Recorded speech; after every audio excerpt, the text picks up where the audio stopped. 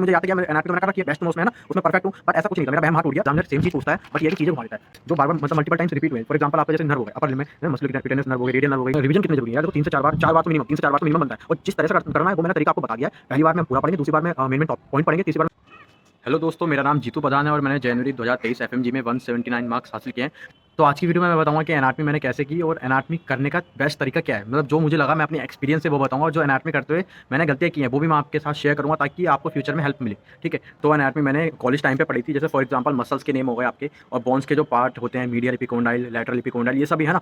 तो इसका इतना पता नहीं था कि यार ये होता क्या है। बस ये था कि रट्टा बोल रहे है ना, रट्टा मार रहे थे हम उस टाइम पे। मसल्स के नाम रट लिए, ठीक है, जॉइंट के नाम रट लिए, बोन्स के पार्ट के नाम रट लिए। उनका कोई लॉजिक हमें पता नहीं था, बट ये है कि उस टाइम पे मैंने रट्टा मार लिया। बट ये है कि वो कोई एनाटॉमी हुई नहीं। मतलब कहने का मतलब ये है कि यार वो कोई तरीके से मैंने करी नहीं थी। बट ये कि मैंने मेन एनाटॉमी करी थी जब कोविड के बाद मैं यहाँ पे इंडिया आया था। तो मैं दिल्ली गया था आजम सर की क्लास लेने, क्योंकि मैंने यूट्यूब पे सर्च किया था कि आजम सर बेस्ट है एफएमजी के लिए। तो मैं स्पेशली उत्तराखंड से गया था दिल्ली क्लास लेने एक सब्जेक्ट की, डॉक्टर आजम सर की ना, एनाटॉमी की। तो फिर मैंने वहाँ पे देखा कि सर के नोट्स काफ़ी पतले हैं, बट ये कि उन पतले नोट्स में मुझे पढ़ने का तरीका पता चला कि पढ़ते कैसे हैं। ठीक है, उसमें मेन टॉपिक थे, हाई टॉपिक थे, और जो भी इंपॉर्टेंट टॉपिक्स थे वो उसमें कवर हो रखे थे। ये जैसे आपका मैरो प्रेपलैटर में 800-900 पेज की एनाटॉमी है, तो वो ना करके मैं उनके साथ गया डॉक्टर आजम सर के साथ। बट ये था कि उसमें क्वेश्चन सारे सॉल्व हो रहे थे। देखो जो हमारे पतले नोट्स होते हैं उसमें 90% तक कवर हो जाता है। ठीक, अगर आपको 100% कवर करना है तो उसके लिए मैरो प्रेपलैटर मेरे हिसाब से बेस्ट रहेगा। बट मैं था बैक वेंचर, मतलब एवरेज स्टूडेंट था मैं, तो मैंने तो पतले नोट्स चूज़ किए और उसमें से 90% हमारा कवर आसानी से हो जाता है। ठीक है, तो हम उन पर ट्रस्ट कर सकते हैं। अगर बाकी का आपको 10% चाहिए तो आप मैरो प्रेपलैटर के साथ चले जाइए, उसमें वो 10% कवर हो जाएगा। ठीक, बट तो मतलब मैं पूरा एक्सपीरियंस में मैं बताता हूँ आपको कंक्लूजन निकाल के। मुझे जो लगा कि हम जो स्टूडेंट लाइफ है ना, जैसे फॉर एग्जांपल जो पीछे पढ़ने वाले लोग हैं जिन्हें बिल्कुल कुछ नहीं आता, जो जीरो है ना, तो वो कुछ फेजेस से गुजरते हैं। फॉर एग्जांपल मैं फेज़ 1 में था, है ना, जब मैंने एनाटॉमी पढ़ी कॉलेज लाइफ में, तो मुझे बोन्स के पार्ट के नाम, मसल्स के नाम, ये सब रट्टा मारने थे, वेन्स, नर्व। मुझे कुछ नहीं पता था कि कौन सी नर्व कहाँ जा रही है, इसका लॉजिक नहीं पता था। बस ये था कि नाम था सामने, उसको रट लिया दिमाग में, हाँ ये वेन है, ये नर्व है, तो ये फेज़ 1 मान लो आप। ठीक, दूसरी बार में जब मैंने एनाटॉमी पढ़ी, ऑफलाइन क्लास ली, तो उसमें मुझे 10 या 20% मुझे समझ में आई चीज़ें उस टाइम पे ना। उस टाइम पे तो ऐसा लगा पूरा याद है, बट ये कि जब मैंने बाद में तीसरी बार पढ़ी तो उसमें से 10 या 20% मुझे दिमाग में थी कि हाँ यार ये सर ने ऐसे समझाया था, राइट। तो ये फेज़ 2 समझ लो आप। फिर क्या हुआ, जब मैं रशिया गया तो रशिया में जाके मैंने एक बार और एनाटॉमी उठाने की कोशिश करी, क्योंकि मुझे याद था कि एनाटॉमी तो मैंने कर रखी है, बेस्ट में उसमें है ना, उसमें परफेक्ट हूँ। बट ऐसा कुछ नहीं था, मेरा वहम हाथ टूट गया। तो ये गलती ना करें आप भी। एक बार जब आप कोई भी सब्जेक्ट करें तो उसको सही से कर लें, उसको रिवाइज जरूर करें यार, है ना। बाद में रिवीजन करने में इतना प्रॉब्लम होती है ना, बहुत ज़्यादा प्रॉब्लम होती है, आप उसको पढ़ भी नहीं पाओगे दोबारा। तो फिर मैंने हिम्मत करके वहाँ पे आजम सर की नोट्स उठाए और वीडियोज़ देखी। बट ये था कि वहाँ पे इरिटेट इतना हो गया कि मैं कम से कम वो 15 से 20 दिन में मैंने किया। ठीक, बट ये था कि उसमें धीरे-धीरे चीज़ें समझ में आने लगी। वो जहाँ मैंने बताया था 10 या 20% याद था, वो मेरा हो गया 40% तक, वो फेज़ 3 हो गई। ठीक, वहाँ पे मैंने सही से करी, उसको रिवाइज़ किया, क्वेश्चंस किए, है ना, पीवाईक्यू देखे मैंने, तो सॉल्व हो रहे थे। 40% तक मेरा रिजल्ट आ रहा था। मैंने प्रेपलैटर के एमसीक्यूज़ करे, उसमें मेरा 30 या 40% आ रहा था। इतनी एंग्जायटी होती थी कि यार इतना पढ़ने के बाद भी 30-40% क्यों आ रहा है, राइट। तो ये नॉर्मल है, अगर किसी का आप में से 30-40% आ रहा है तो वो बेस्ट है ना, कोई दिक्कत वाली बात नहीं है। और 50% भी सही है, कोई बुरा स्कोर नहीं है। अभी हमें रिवीजन करना है ना, तो वो धीरे-धीरे इंप्रूवमेंट हो जाएगा, उसकी टेंशन ना लें आप। तो जब मैंने रशिया में की, उसके बाद मैंने की थी दिल्ली में, जब मैं वापस आ गया था इंडिया, तो उसके बाद जब मैंने दोबारा खोली तो उसमें से मुझे लगा यार कि 30 या 40% ही आता है ना। तो ये सब फेजेज़ हैं यार, इसको फेज़ 4 बोल दो आप। मतलब पहली फेज़ में मुझे कुछ नहीं आता था, ज़ीरो नॉलेज थी, बस सामने जो लिखा हुआ था उसको रट्टा, मतलब उसको याद कर रहा था, रट्टा मार रहा था, ठीक है, वो एक फेज़ हो गया। और दूसरी फेज़ में हमें कुछ चीज़ें समझ में आती हैं, वो दूसरी फेज़ हो गई। तीसरी फेज़ में हमें आता है 20 से 30 या 30 से 40% तक चीज़ें समझ में आती हैं। जो चौथा वो होता है स्टेप, है ना, उसमें थोड़े-थोड़े कॉन्सेप्ट हमारे क्लियर होते हैं। मतलब वही मैं कहना चाहता हूँ कि अगर आप मल्टीपल टाइम्स रिवीजन करोगे तो बात बनेगी, है ना। वो जो सामने चीज़ें लिख के अगर लिखी हुई हैं उसको आप बिना लॉजिक के, बिना समझे रट्टा करोगे ना, तो उसका मेरे हिसाब से लॉजिक नहीं बनता, आप भूल जाओगे। और ये क्लिनिकल केस आजकल ज़्यादा आए हैं तो उसमें हेल्प नहीं मिलेगा आपको, है ना। तो आपको डिसाइड करना है कि आप इस टाइम कौन से फेज़ में। अगर आप मान लो फेज़ 2 में है, मेरे अकॉर्डिंग जो मैंने फेज़ बताई है आपको, तो उसमें नर्वस होने वाली बात नहीं है। ठीक है, अगर आपको 10% ही वो आ रहा है, समझ में आ रहा है अपने नोट्स का जो पहले पढ़े थे आपने, तो उसमें नर्वस होने वाली बात कुछ नहीं है। बस फॉर एग्जांपल आप एक सब्जेक्ट को पढ़ चुके हो, ठीक, तो आपको दोबारा रिवीजन करने में सबसे, मेरे हिसाब से सबसे मुश्किल काम वही है। एक सब्जेक्ट आपने पढ़ लिया और उसी सब्जेक्ट को 1 महीने बाद या 2 महीने बाद वापस रिवीजन करना पूरे को, सबसे बड़ा टास्क मुझे लगता है वही है। तो हम उसको ऐसा कर सकते हैं, हम उसके चैप्टर वाइज कर सकते हैं। फॉर एग्जाम्पल आपने अपर लिम्ब कर लिया आज, है ना, तो एक दिन अपर लिम्ब कर लिया, दूसरे दिन दूसरा, ऐसा कर सकते हो। मतलब मेरे हिसाब से ये बेस्ट अप्रोच है। और अगर आपको तब भी, जैसे फॉर एग्जांपल आपको ऑर्गन के हिसाब से करना है, सिस्टमिक कर सकते हो आप। आपने स्टमक कर लिया, है ना, स्टमक कर लिया, इसके स्टमक की एनाटॉमी कर लिया, स्टमक की फिजियोलॉजी कर लो आप, फिर पैथो कर लो, फिर फार्मा कर लो। तो उससे क्या आपके जो बिल्कुल ही सारी चीज़ें हैं ना, मतलब स्टमक के अंदर चल क्या रहा है, सारी चीज़ें एकदम डिटेल में समझ में आएंगी। तो ये एक बार मैंने भी किया था, जीआईटी के साथ किया था और लंग्स के साथ किया था। तो इससे क्या आपके कॉन्सेप्ट जो है पूरी चीज़ें समझ में आ जाती हैं, आप क्लिनिकल क्वेश्चन अच्छे कर पाओगे। तो ये एक अप्रोच हो सकती है। एनाटॉमी के मैंने पीवाईक्यू देखे, नीट पीजी के भी देखे हैं, तो जो नेक्स्ट से डर रहे हैं तो उससे बिल्कुल मत डरो आप। तो बात वही है, उसमें कुछ चीज़ें कॉमन है। फॉर एग्जांपल आपका मैंने कुछ वो बना रखे हैं टॉपिक्स जो बार-बार मतलब मल्टीपल टाइम्स रिपीट हुए हैं। फॉर एग्जांपल आपका जैसे नर्व हो गए, अपर लिम्ब में मस्कुलोक्यूटेनियस नर्व हो गई, रेडियल नर्व हो गई, मीडियन नर्व हो गई, एक्सिलरी नर्व हो गई, टिबियल हो गई, जॉइंट हो गई, है ना? और ये सुपीरियर वेना कावा जो एक थोरैक्स यहाँ से एक कट मारते हैं, तो इसका एक वो आता है, डायग्राम बना हुआ आता है। इसमें बताते हैं कि सुपीरियर वेना कावा कौन सा है, इंफीरियर वेना कावा कौन सा है, इसोफेगस कौन सा है, या फिर वो T3 T4 कौन से लेवल पे अपना वो है। कोई भी आपका आर्टरी वेन दे दिया तो वो कौन से लेवल पे है, ये है ना? और आपका क्लो हैंड, पार्शियल क्लो हैंड, टंग के बारे में हर बार एक क्वेश्चन आ रहा है आजकल, ठीक है? डर्मेटोम्स और L1 L2 L3 की आपका ये कौन सा लेवल पे है, ये सब आता है, ठीक? लैरिंक्स फेरिंक्स, ये थायराइड की नर्व आ रही हैं आजकल, ठीक? तो ये कुछ टॉपिक्स हैं। जैसे फॉर एग्जांपल ब्रेन का एक डायग्राम दे दिया, इसमें बताओ पोन्स किधर है, लेंटिफॉर्म न्यूक्लियस किधर है, थैलेमस किधर है, एक एरो दिखा दिया। मतलब ये डायग्राम वाले वो जो टॉपिक्स हैं ये मैं आपको बता रहा हूँ। और एक आपका आपका पैर का आ गया, ठीक है? इसमें पूछ ले कि नेविकुलर बोन है कौन सी है, कोवॉइडल है, टिबियल नर्व कहाँ से जा रही है ना? पोस्टीरियर टिबियल नर्व हम वो करते हैं, पैल्पेट करते हैं, और शाफ्ट में कौन सी इंजरी हुई। तो इस एंगल ये इस टाइप के क्वेश्चन आ रहे हैं। फॉर एग्जांपल एक आता है यूरेथ्रा का, कि कौन सा यूरेथ्रा डैमेज हुआ, पेनाइल यूरेथ्रा डैमेज हुआ, या फिर मेम्ब्रेनस यूरेथ्रा डैमेज हुआ, ठीक? और फेशियल नर्व पाल्सी का क्वेश्चन आ रहा है, Saturday nerve palsy, night palsy, honeymoon palsy. तो ये सब क्वेश्चन आ रहे हैं, ठीक है? इन टॉपिक्स को एक मैं इसको डिस्क्रिप्शन में डाल दूंगा। आप इन टॉपिक्स को ना इसमें तो आप वो बन जाओ एक्सपर्ट, बाकी जो पढ़ ले आप पढ़ते रहो, ठीक? जैसे एक आता है क्वेश्चन लेंजर आर्च डेवलपमेंट की, 3 से कौन सी निकलती है, 2 से कौन सा निकलता है, 1 से कौन सा निकलता है। ये 6 5 6 हैं, तो इसमें से आप देखते हैं कि इसमें कौन कौन सा किसके डेवलपमेंट से क्या बनना है। तो ये चीज़ें आपको आनी चाहिए। और आपका जीनोग्लोसस जो आती है, मसल्स होती है ना टंग को जो सपोर्ट करती है, टंग से तो क्वेश्चन हर बार एक आ रहा है यार, ठीक? हिप मसल क्या आ रहे हैं, और सिलियक ट्रंक से, जैसे फॉर एग्जांपल सिलियक ट्रंक कौन से वर्टिब्रा पर लोकेटेड है, L1 L2 L3 L4 ऐसा करके क्वेश्चन आ रहे हैं, ठीक? और मेरे हिसाब से यार एनाटॉमी में ना 50% के आसपास तो यार इमेज बेस्ड ही आ रहे हैं। तो इमेज तो एनाटॉमी के लिए आप बिल्कुल परफेक्ट कर लो, है ना?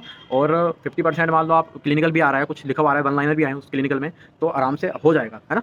तो बट ये है कि यार एनाटॉमी के लिए आपको जैसे मैंने बताया ये टॉपिक्स बताए, इन टॉपिक्स में तो आप बिल्कुल एक्सपर्ट हो जाओ। जब तक आप एक्सपर्ट नहीं होगे ना, बार-बार मल्टीपल टाइम्स जब तक रिवाइज नहीं करोगे तब तक नहीं बनेगी बात। मैंने क्या किया था यार अपने टाइम पे, जब मैंने 4th रिवीजन किया था ना, तो मुझे समझ नहीं आया, मुझे ये बस मेरे माइंड में क्या पेपर में मुझको सही करना है। तो मैंने क्या किया कि यार रोज एक यूनिट करता था, मतलब यो रोज एक चैप्टर, फॉर एग्जांपल एक बार अपर लिम्ब कर लिया, है ना? तो दूसरे दिन सीएनएस कर लिया, और उसके स्टिकी नोट्स बनाए मैंने, ताकि उसको और छोटा किया। मैंने इसके जो रिवीजन के फेज थे ना, मैंने मतलब जो मैं बताता हूँ कि जो लोग मेरे से पूछते हैं कि रिवीजन कैसे करें, तो मैं उसको एक एडवाइस देना चाहूँगा जो मैंने यूज़ की थी। फॉर एग्जांपल आपने पूरी वीडियोज़ देख ली कंप्लीट देख ली, आप उसको आज कोई वीडियो देखी आपने 2 घंटे की, उसको शाम को रिवाइज़ करो।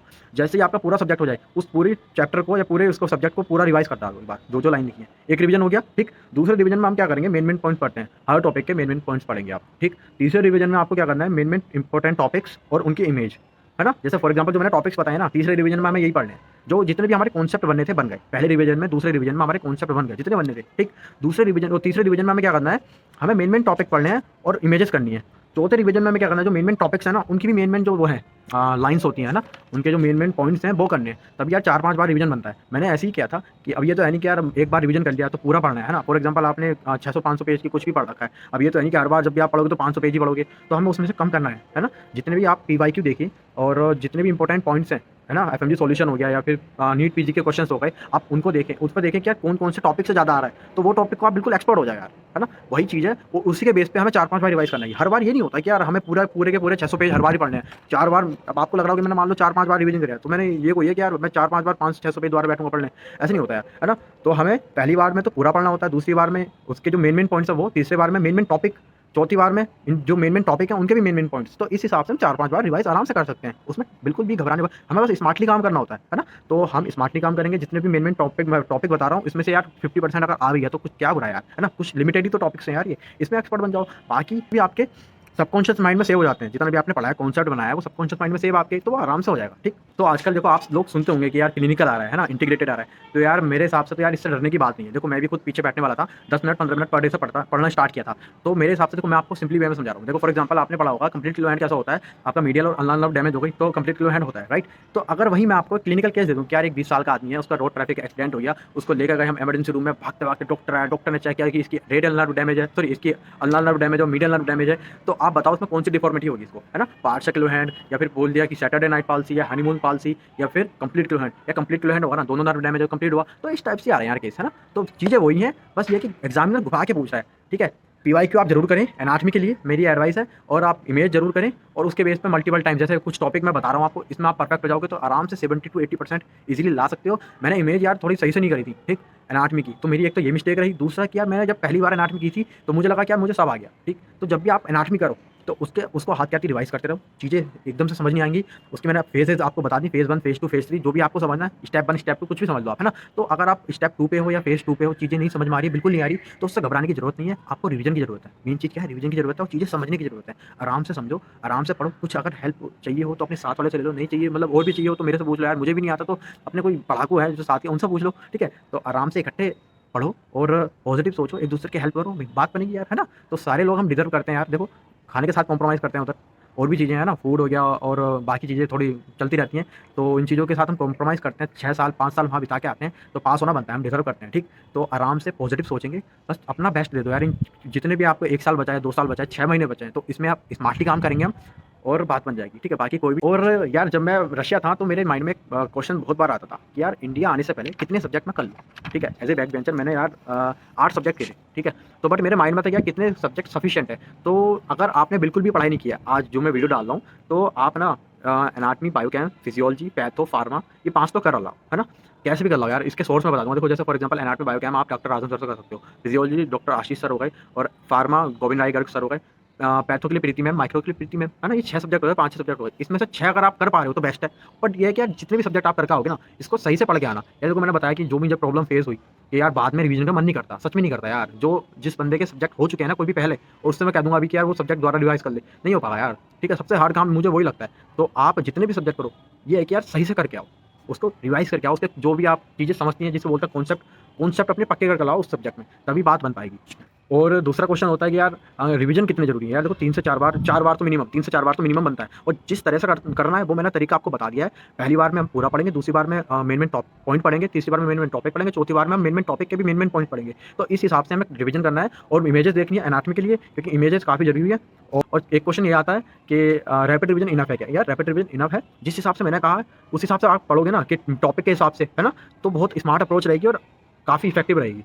ठीक है? और मैं उनको बताना चाहूँगा देखो जिन्होंने एनाटॉमी किसी भी मैरो या प्रेपरेटरी या किसी भी बड़े सोर्स से कर रखी है, तो उनके लिए मैं बताना चाहूँगा कि देखो अपना सोर्स चेंज मत करना यार, ठीक? आपको क्या करना है आप मेन टॉपिक अपने देखो, है ना? पहले तो आप सेकंड रिवीजन की तैयारी कर दो। जैसे मैंने बताया कि मेन पॉइंट पढ़ने हैं, हर टॉपिक से मेन पॉइंट्स, ठीक? तीसरे रिवीजन में जब आप करोगे, तो उसमें मेन टॉपिक करेंगे अपन। जैसे जो मैंने टॉपिक बताए, जो मैं डिस्क्रिप्शन में डाल दूँगा, आप उन टॉपिक को कर सकते हो और चौथे रिवीजन में उन टॉपिक के भी मेन पॉइंट्स। तो इस हिसाब से हम काम करेंगे, तो मेरे हिसाब से बेस्ट अप्रोच रहेगी यार ये। और जिन्होंने बिल्कुल भी नहीं किया है और जिन्होंने बिल्कुल भी एनाटॉमी नहीं किया है, तो वो मेरे हिसाब से यार आज़म सर के पास चले जाओ। मतलब आज़म सर की वीडियोज़ शायद डॉक्टर ट्यूटोरियल पे मिलेंगी आपको, ये जहाँ भी मिलेंगी, है ना? ऑफलाइन क्लास लेनी है उनकी ऑफलाइन क्लास ले लो, उनसे बेस्ट नहीं बन पाएगी बात, है ना? या और भी कोई और भी टीचर हो जो ऑफलाइन पढ़ाते हो, उनसे आप कर सकते हो। बट मैंने तो यार आज़म सर से की थी, तो मैं उनका बता सकता हूँ, वे बेस्ट है। तो आज की वीडियो में बस इतना ही। और अगर आपको दूसरे सब्जेक्ट का एनालिसिस चाहिए, मतलब जो मेरा एक्सपीरियंस रहा, तो मैं आपको उसके साथ शेयर करूँगा। आप कमेंट बॉक्स में ज़रूर बताना यार कि वीडियो कैसी लगी और अगर आप चाहते हैं कि और भी सब्जेक्ट मैं बनाऊँ, तो वो भी आप मेरे को बताओ। Okay, thank you. बाकी कोई भी डाउट हो, कुछ भी रिलेटेड हो, है ना? कोई भी नेगेटिव थॉट्स आ रहा हो, तो बिल्कुल आप मेरे को इंस्टा पे मैसेज करो या फिर यूट्यूब पे पूछ लो। बाकी मैं उसका आंसर करता हूँ। जो लोग मेरे से टच में हैं, वो मेरे को जानते हैं कि मैं बिल्कुल आराम से बात करता हूँ, फ्रैंकली बात करता हूँ। तो नेगेटिव नहीं होना है और बाकी हम साथ हैं, साथ में इकट्ठे पास होंगे। Okay, all the best.